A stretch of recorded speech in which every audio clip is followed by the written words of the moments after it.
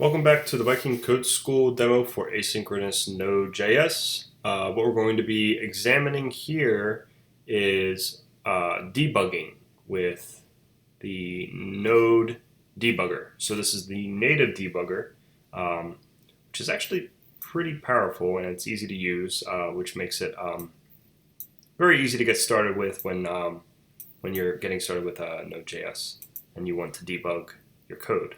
So let's take a look at what we have over here. We just have some variables that we're setting, and we have a very simple function to sum two variables. We have this call to debugger here, and basically what that is going to do is that when execution is moving forward, when we're running code in debug mode, the debugger is going to stop us here. So basically, putting debugger here in this statement is a breakpoint, which means the execution will stop and it will allow us to examine our code at that point. You can examine code line by line with the debugger, but the point being that if you were to allow execution to continue, it would stop here. And we're about to see that. I'm going to run the debugger. So before you've seen that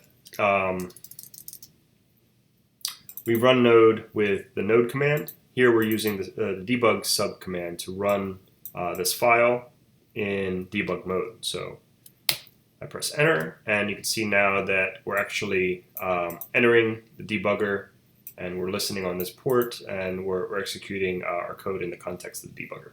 So what I could do here is I could step through the code line by line by using the end command, which is short for next.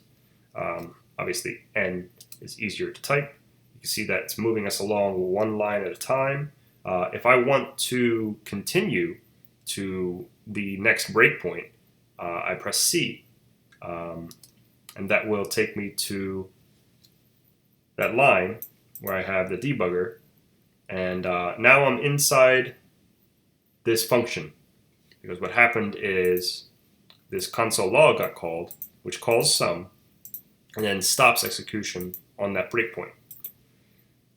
So let's say, for example, I wanted to see what was going on here.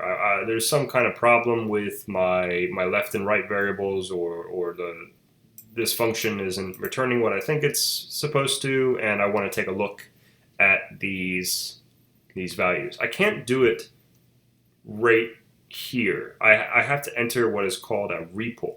So that stands for read, evaluate, print, loop. And basically, once I enter the REPL, I can now output A, C, B, and examine the variables that are currently in scope, which is pretty powerful.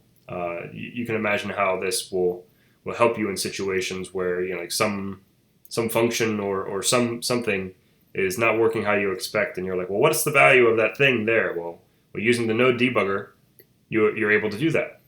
So once I'm done examining, we press Control C to exit the REPL, and then if I want to exit the debugger, I can press Control C a couple times more, and I am out of the debugger. So that is debugging using the native Node.js debugger.